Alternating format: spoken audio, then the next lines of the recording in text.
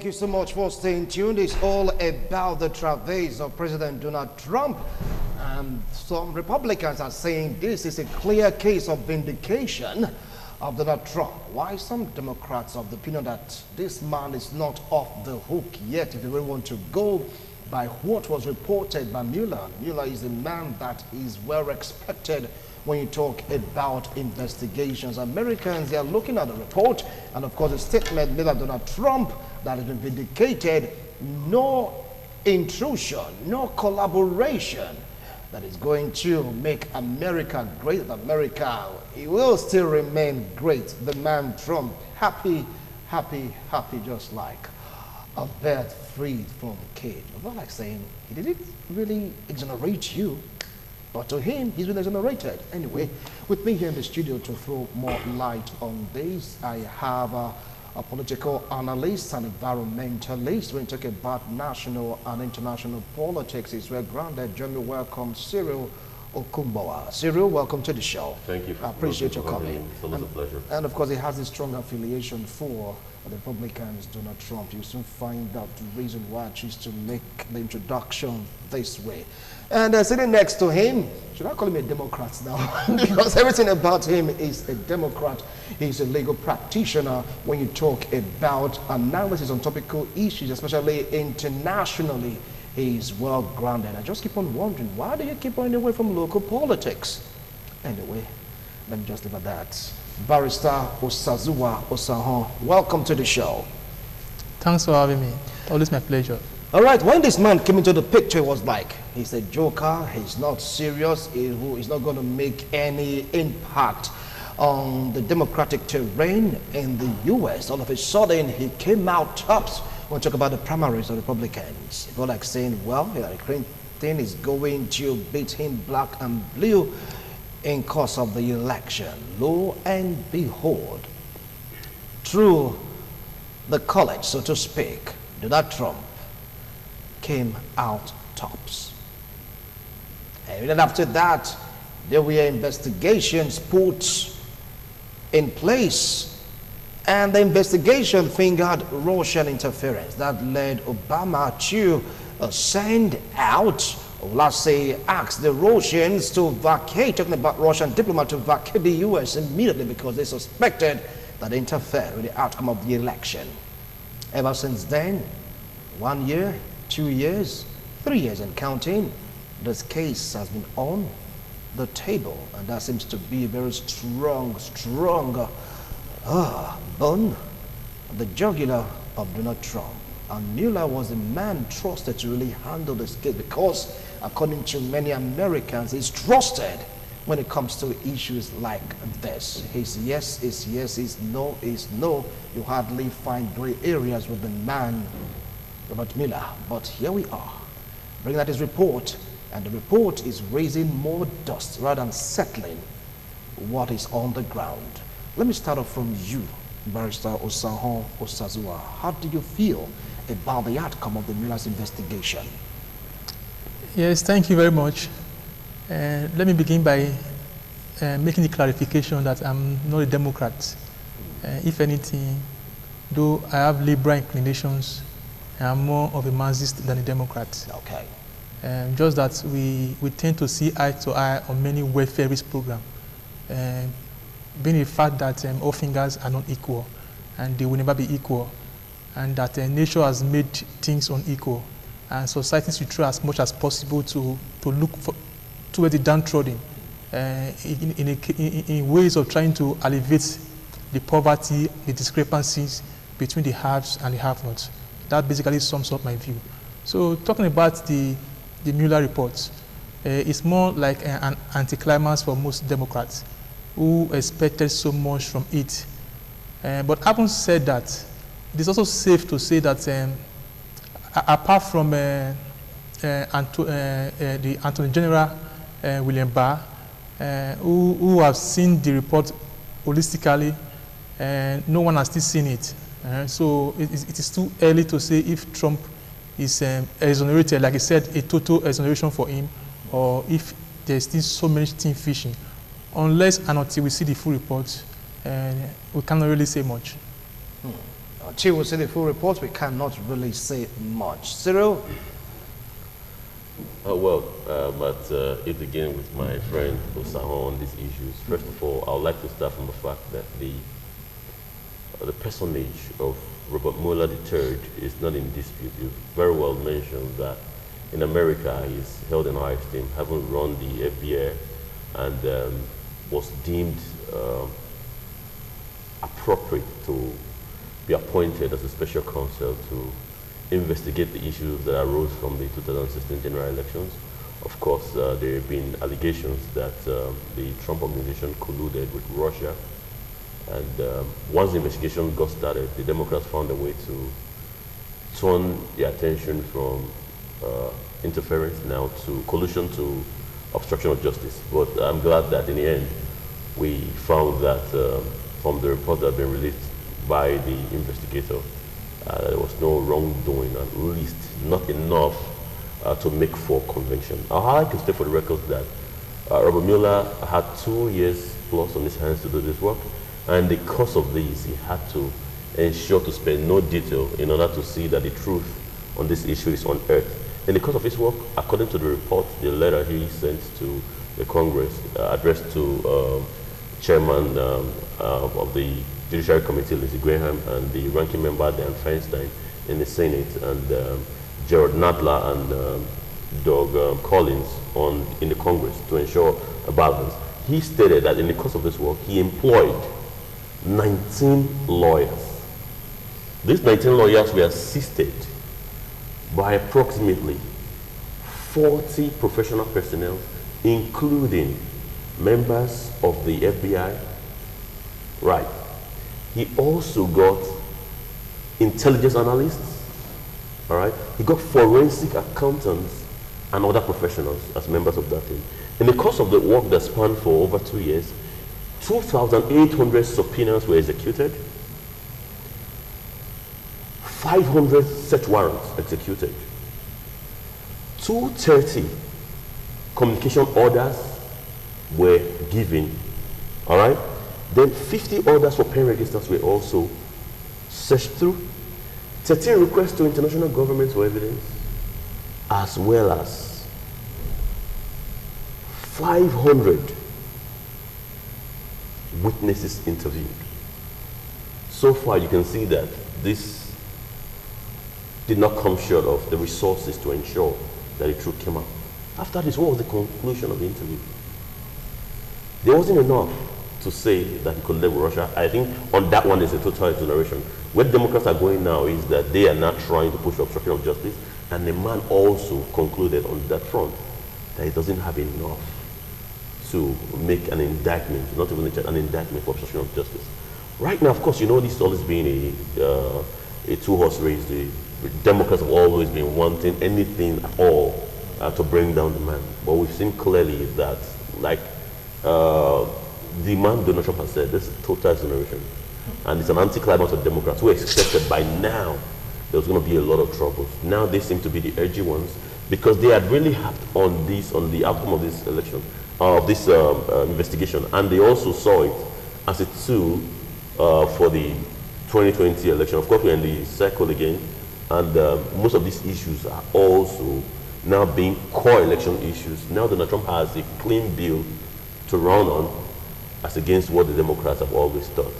But that said, I must add here that I think for America to make progress, they need to come behind a democratically elected president who won by a landslide on the Electoral College, all right? And the losers should know how to be good sports folks and concede their losses. All right. This witch hunting will not take America anywhere. All right. I'll come back to you briefly. Osaho, you heard him. He said this is an exoneration. Donald Trump used that same term. Total exoneration from what is being accused of, that the Russians had a hand in his victory. Is this exoneration total, or he's just saying that to whip up sentiments? It is a statement of fact that the Russians helped Donald Trump to get to the White House. This, as much every Republican acknowledges. The FBI knows it, Trump knows it. But the question that was left for Mueller to look into was whether the Trump campaign colluded, in local terms here, collabed with the Russians. Yeah, the Russians did it, but did the Trump campaign, did they have a hand? Did they work side by side, the Russian? That was the question. That the Russian helped is something that a done deal, that everyone knows, that they helped Trump to get to the White House. It. From what Putin said, he said it's not even aware that they don't have a hand in the outcome of the American election. The FBI report, even the Republican National Convention, they all know, they all agreed that Russia interfered in that election, that Russia had a preferred choice, which was obviously Donald Trump, and they did all they could to help him get there. That is a given. What isn't given was whether Trump now, the campaign, Trump campaigner, colluded. They were hard in them with the Russians in getting this help. That was one. And second, haven't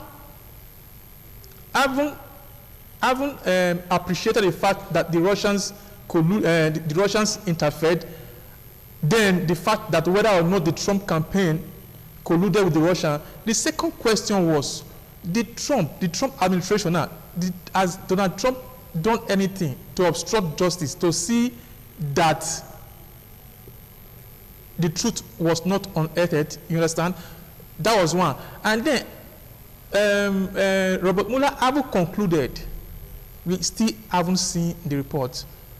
This is a work that was very exhaustive, like my colleague was trying to paint. And this thing cannot, in about a day, you can't get 4 pages to get everything. I still don't know why they are still hiding the full report. So, but the fact is that from what the Attorney General has told us, that the conclusions, what they call principal conclusions, that one of them was that Robert Mueller couldn't find enough evidence to indict Trump for collusion. There was nothing he could find. To that extent, it follows ipso facto that if he couldn't get anything to nail Trump, to indict Trump, and of course, there's a standing State Department rules that a city president cannot be indicted. Trump even couldn't have been indicted, even if he has seen all the evidence in the world. But from what Barr told us, I'm very careful now, not Mueller, what Barr told us was that Mueller concluded that he couldn't find enough to indict, and that even, and there's another thing they call seed indictment that could have been seed for the future, and that also there's no seed indictment. That was one. And again, that having concluded that the Trump administration did not, that it could not ascertain that they colluded with the Russians, then it follows that Trump then couldn't have obstructed justice if he initially didn't collude with the Russians. Are you getting it? Yes. So, but the issue now is this. Make these reports available to the public so that every Americans who can read and write for himself can have their own, can make their own conclusions. Because the conclusions we have now are not those of Mueller, they are those of Barr. Because what Mueller did, like you rightly said, that Mueller raised more questions than answered, because he thought it was an issue for Congress, an issue of public opinion, that every American should look at the report and conclude, and then Congress should conclude. But the Attorney General went ahead to make those conclusions that there was no obstruction of justice, based that there were arguments on both sides. There were evidences that he could have obstructed justice, and there were also evidences that because you have to look for the intent. Nobody could read the mind of Trump, and it became very difficult since Trump never appeared before Mueller for face-to-face interview. No. So he couldn't have known the intent, whether those things he did, like the firing of James Comey, like several things he did, whether he had the intention to obstruct justice. So Mueller couldn't, the work that was given to Mueller was so heavy, he couldn't reach those conclusions. If he had reached those conclusions, Trump would have been justified in all the names he has called Mueller's all these years. All the OAS, all the blackmail, all the wind shots, he would have been justified. So the man was so careful to leave it hanging. That's where we are now. All right. Now, from what you said, the man was so careful to leave it hanging. But remember that this man was given like more than a year, 2 years plus, to really work on this. And the report is raising so much dust. You just hold on. Now, from what he said it's a well-known fact in America, even globally, that Russia, they do have a hand in the outcome of the election.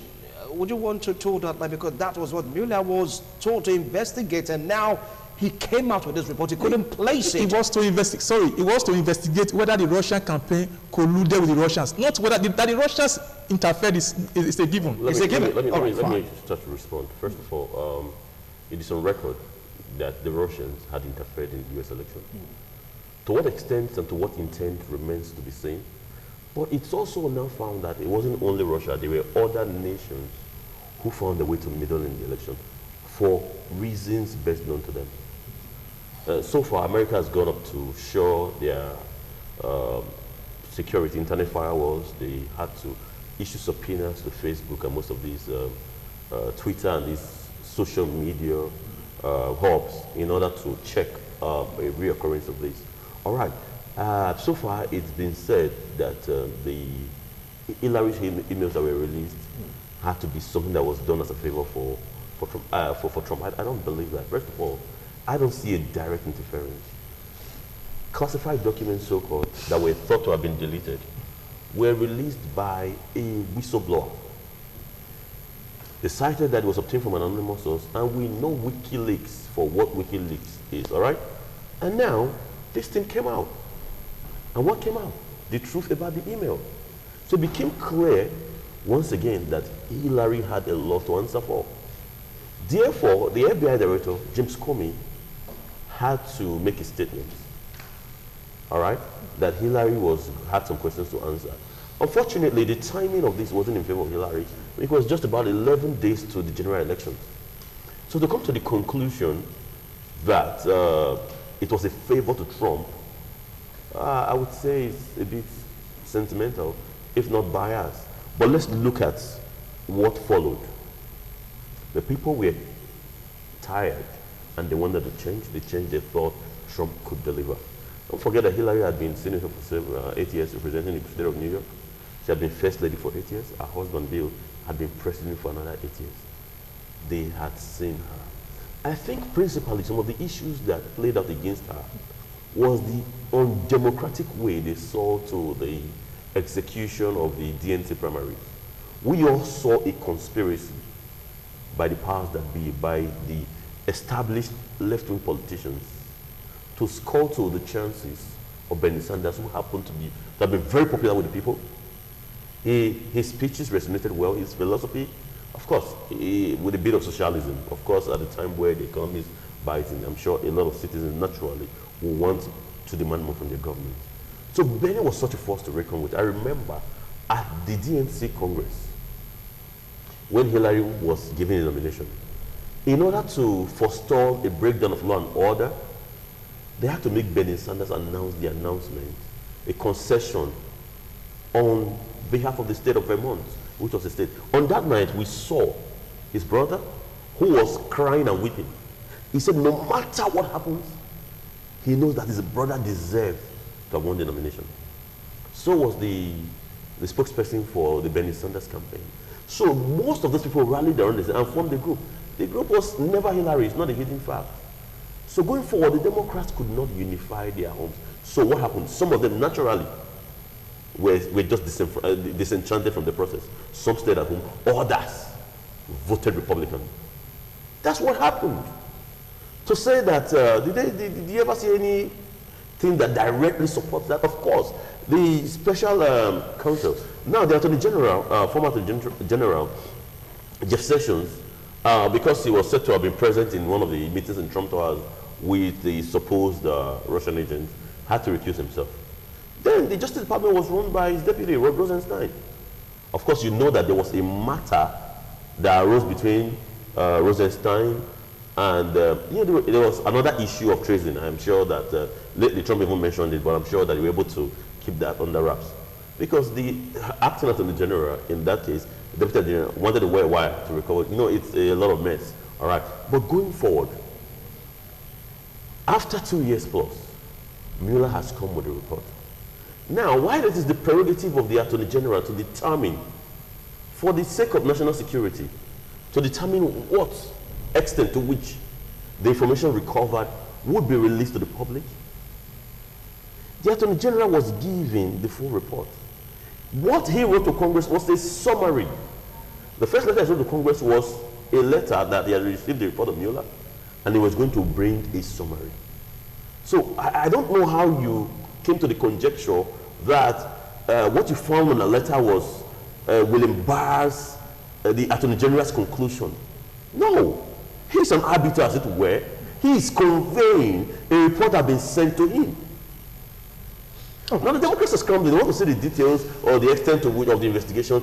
I don't see anything coming from it. I must tell you, I'm very convinced it's a dead end and nothing will ever come out from it. It's a dead end? Yes. Now they're crying, of course. They want, no, that's not enough. Because Trump didn't make an appearance, he had reasons not to. He's the president of the United States, he's busy. So he, of course, he had some of his team of lawyers, and instead, Robert Mueller had to convey the questions we were going to ask him by paper. And the man answered the questions and sent back. Okay. That's not enough. The Democrats are crying wolf again. They want to see the answer. Well, I'm sure now that Jay Sekulow, Trump's attorney, has said, they would never say it. It's his prerogative. It's a private thing. Okay. He was asked a question. Now, for those who testified before Mueller's committee, how many of them did you see televised on? It was all. It was all clandestine. Hush affairs. To make sure. But I must tell you, so far, going forward, we saw indictments that came out from this. Now, you just hold on. Like you just hold on. We saw. We will go back. Hold on. Now we'll take a look at the role of Michael Cohen. You just hold on. We'll come to that. We'll come to that now. Before you react to what he just said, because Donald Trump talked about this investigation as being a witch hunt. He talked about it. So Americans embrace that, while others are saying he's just buying time or begging for time. His time will soon be up, so to speak. We saw also a one-time close associate of Donald Trump talking about his lawyer resigning, saying that you should please protect my family. He says so many things about Donald Trump, him being selfish and all of that. Well, we'll come to that. But before we come to those salient issues, a man was given more than a year to go and investigate the president of the United States of America, and this man trusted by majority of Americans, and here he is bringing out his own findings that he just can't pin it to Donald Trump. Don't you think that this man, according to his statement, total exoneration seems to be his portion in all this case? Thank you again, Winston. Let me also set the record straight. One, I think you have heard about the White Waters investigation. Yes. It basically has to do with Clinton, what happened when he was governor of Arkansas, and then it now accumulated into the Monica Lewinsky sex saga. It took over 6 years. You can quote me. Over 6 years. So we are talking about Mueller just almost 2 years. That was one. You must understand what's at play here. We have a president who is morally bankrupt. A president who, let me also shock you, before the result of the 2016 election came out, they just voted. About some few hours later, Trump is on record that the election has been rigged because he thought he was going to lose. And if he has lost, that's the narrative that he would have gone with, that he was cheated by the Hillary Clinton, the crooked Hillary manipulating machine. He started talking that the votes were being switched. You vote Republican, automatically it switches Democrat. He never knew he was going to win. But God so kind, the result came out, although he lost by almost 3 million votes, popular votes, but the American system, what it was, is the president. But if he has lost, okay, that's highly controversial. Yeah, but go ahead. If he has lost, you would have seen the normal narrative. Same thing also happened with the Mueller report. Mueller, for 2 years, the man was libeled, was insulted, was poo-pooed, was humiliated by a very loud, foul-mouthed president, and he never uttered a word. He never said anything, despite the immense pressure that that man was put under and his family. He didn't say anything.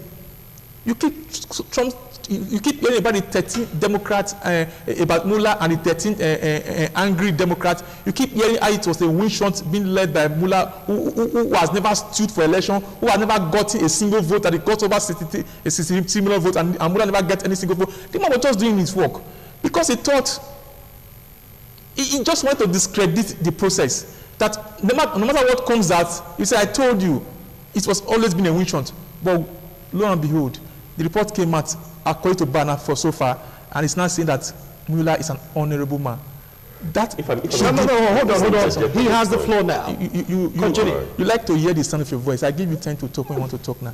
So that is vintage Trump for you. Like I said, he doesn't have any moral inclination. It's all about himself. Either he gets it or the house gets burned. That's the kind of person he is. And then, now this report is out. Doesn't it make sense that a report as anticipated at the Mueller report, something that has kept the average American on the edge, now it is out. What are you hiding? If there's nothing smoking, why hide it? Yes, talk about national security, that you want to redact something. You can, and that should be less than 5% of the whole report. We don't even know the length and the pages, as basic as the length and the pages of it. Nobody even knows. It might be up to 2,000 or 3,000 pages. Now, nobody even knows. Can you truly capture such an exhaustive work in just about 3.5 pages? I don't think it is possible. Because there is something, and there are evidences that were unearthed. The average American, it's like what happened in the Middle Ages when people were holding the Bible. It was kept for a few. They didn't want us to see what was there because our minds will be disabused. We will get to know certain things and make informed judgment for ourselves. The same, I think, is also happening with the Mueller report. There is something smoking, and if there is even nothing, thank God Trump said he doesn't care if the report is made. Just make it out so that we know for sure when we come to such platform, we make informed decisions. We say this based on what we know, not based on what someone has, someone conclusions. Mueller, even the AG told us that Mueller left so many questions just hanging. Because like I said before, he was being careful not to be, he has served his nation honorably. And he's a president who has no moral inclination, who says anything. So he didn't want to go down in history as one who also contributed. Trump will go down by himself in the election to 2020. So Mueller was also careful to let the Congress, to let the American people make this judgment for themselves, not for the AG, who is an appointee of Trump, to sit telling us that there is no collusion. If we even take it that there is no collusion, because it was very difficult to prove that there is collusion. What about obstruction of justice? He also told us that in his own finding, in his own reading of the report, that there was no obstruction, though there were evidence, there were things that says Trump tried to obstruct justice, but they were not substantial enough to make for indictment. So that's the argument we have on ground. All right, Cyril, over to you. Want to react some of these statements? Let me quickly state here that I didn't mean to interfere. I just didn't want the point to be lost in thought. But in any case, my very distinguished co-panelist here also interrupted me before now. I didn't have to say anything. But that's for that. But for the scrutiny that came the way of the Mueller investigation, it was brought upon itself. It wasn't just Trump trying to discredit the work of Robert Mueller. Now, there were agents who were working with Mueller, whom text messages came to the fore. I'm talking about Peter Stokes and his girlfriend. Their text messages were made public. They wanted nothing more than to see Trump go down. These were supposed to be independent umpires, investigators. Harboring such bias was grossly unprofessional. And it brought the job the special counsel was doing under a lot of scrutiny. Well, I think he managed to handle it well. The phones were confiscated. Of course, reports later emerged that some critical text messages were deleted before these phones were handed over to the FBI. It was there for the public to see. Eventually, Peter Stokes was sacked, was dropped. Was that Trump's fault?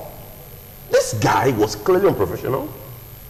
If he had his way, he would have manipulated on some things just to see, to have the satisfaction that Trump went down. So I think that the hit that the Mueller investigation came under was deserved because it was brought upon itself by supposedly trusted staff who worked with Robert Mueller, who was handpicked and trusted with such important issues. So I think that entirely was brought upon himself, but I'm glad that in the end the man managed it well. As to the narrative, don't forget that the late Senator John McCain, representing Arizona, was one of the persons that encouraged. In fact, he turned the dossier to the FBI. He was a Republican. Of course, that brought a lot of bad blood with himself and the president. A few that even endured till his passing. I don't want to go into the dynamics of the issues that happened at his funeral. And, but we saw now that though McCain was concerned, recently, Chairman of the Judiciary Committee, Lindsey Graham, has said that he personally encouraged a friend of Trump, a personal friend of Trump, Lindsey Graham, he encouraged the late John McCain to turn that dossier. Because the Americans knew that beyond the narrative being spun around by the liberal media, there was truly no collusion. They were just looking for something that didn't exist. So the Republicans wanted it to come to this for posterity going forward, so that you say, okay, you people covered it up, you people should have investigated it. Now you've seen the man has been exonerated, and they are once again questioning his exoneration. Suddenly, Mueller, whom they had so much confidence in, now they begin to doubt his credibility. Isn't it funny? This is the narrative of the liberal media. We all know that they've been anti-Trump, and they will do anything to ensure that the man doesn't emerge. But we are glad that this is election cycle again. He had said that Trump will lose in 2020. That remains to be seen. If anything, if you believe in polling, you should check the polls, the approval rate of the president on the economy and other issues. It's never had it this good, all right, but it's being constantly kept under scrutiny because he always played to his base. Today, they are wondering, I've seen CNN take their cameras out to ask people, after all these things have happened, how come you still support Trump? He hates women, he says this about... They've been wondering why his base remain loyal to him. And I'd like to add now that he has, just yesterday, recognized Golan Heights as Israeli territory. And you're telling me he will lose to 2020? You've got to be joking. Why the Democrats are fighting themselves. Imagine this crop of Democrats that have come up. Just watch them, just watch them take on each other and destroy each other. Why Trump is having a field day. It promises to be interesting. But I don't see Trump going down in 2020. All right, we don't want to start making projections right now into 2020 election, because that's like, let's say, just a year, or barely a year for the election. No, they were hoping that when this comes out, they'll throw him out. Okay, now, there's this skirmish of rumors that this move is to impeach President Donald Trump by the Democrats. And of course, it caused a little bit of an uproar in the House. You see Republicans and of course the Democrats having a very heated argument about that seeming rumor, so to speak. But, there's no smoke without fire. Was that rumor based, or was supposed to be based on the findings of Mueller to indict Trump? Again, thank you, Winston. I will answer you, try to talk about it, but let me quickly also set the record straight. The man and his girlfriend that were exchanging text message were never, you can quote me, never on Mueller's team. They were employees of the FBI. They were never in the Mueller team. They didn't know what was going on with him, what Mueller was doing. They were FBI employees. So the impression that they were working for Mueller is totally out of it. So again, now talking about impeachment, Nancy Pelosi, the Speaker of the House, has made it abundantly clear to the most fanatic, the most left wing of liberals who cannot stand Trump, that unlike Trump, she doesn't see impeachment, she sees impeachment as something that is divisive, something that causes more anger, that brings more anger than joy, something that sets a part of America against another part of America, that impeachment could only be contemplated in the most extreme of circumstances, that as far as she's concerned, impeachment is off her table. She has said that severally, and I think there's no way impeachment can go on without the House being on board, without our Speaker being on board. So that's for that. We must also understand again something about the Republican Party, about their level, their shocking level of hypocrisy. And I begin to wonder what brand that, in fact, this is really a time, what brand of Christianity these people tend to be portraying. The so-called party of God and guns has become, they have become the biblical Pharisees. People who says one thing with their mouth and keep another in their heart. People who would like to be seen as doing the work of God, while in actual fact they are working for Satan himself.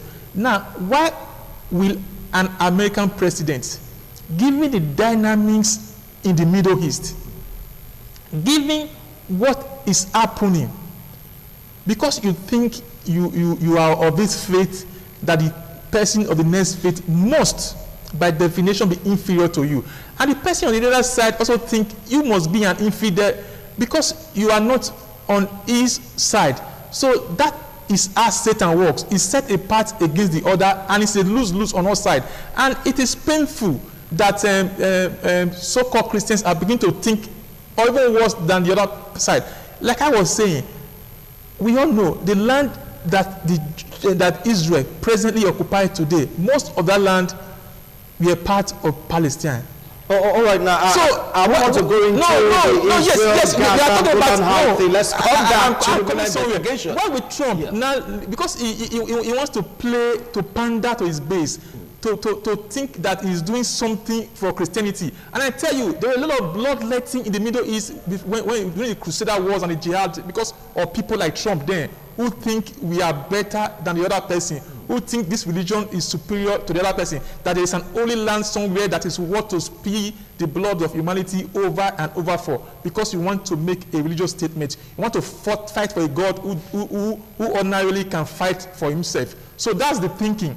And people like Trump represent this brand, this strand of so-called Christian white supremacists who want to superimpose their views of the world on the rest of others, that they think they must be better than the Muslim man, that the Palestinian must never have a place to call home. What has it got to do with this investigation right now? It is a thinking. It is a Republican core thinking. And now, even before now, it was a fringe movement in the Republican Party.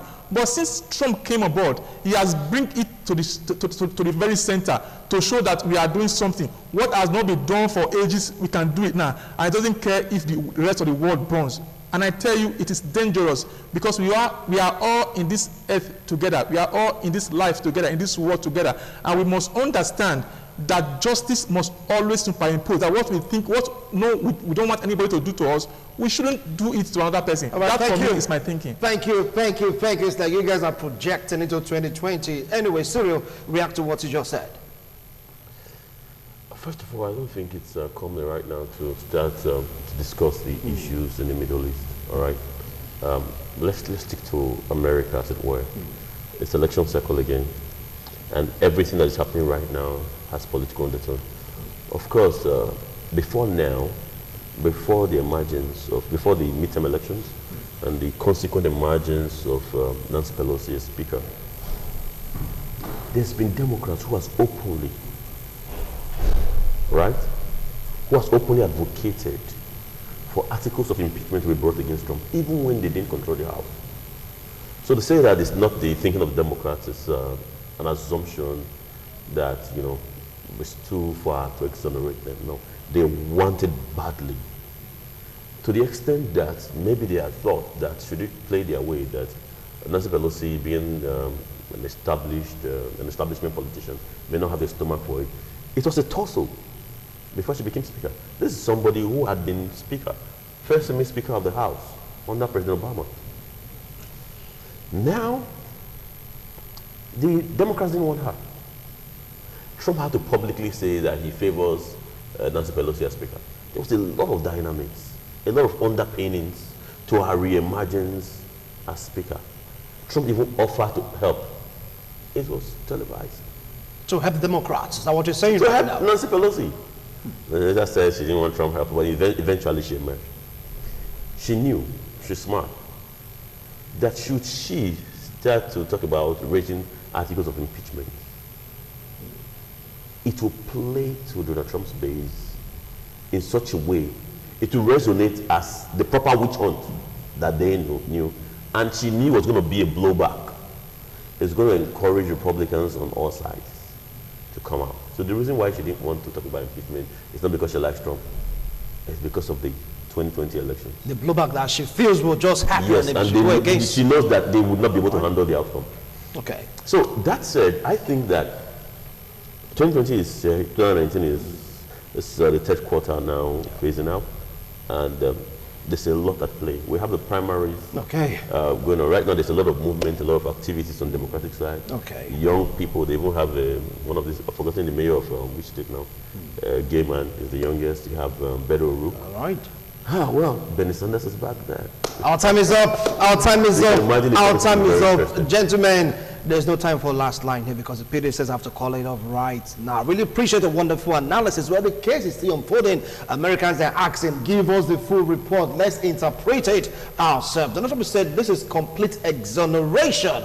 While the Democrats are saying, look, you've not been exonerated completely. We are waiting to see the full report. Will it be handed over to the Democrats or to the Americans to interpret? Mueller has done his own part. I just can't hold this, man. I just can't find anything about collusion. We'll just keep on watching. Ours is to report back to you. Bye for now.